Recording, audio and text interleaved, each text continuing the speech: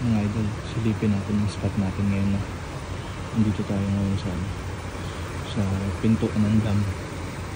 Ayun yung mga isda mga idol. Ayun oh, natrap sila mga idol. Napakarami, grabe, wow, ang daming isda mga idol, grabe. Jackpot tayo mga idol, napakarami.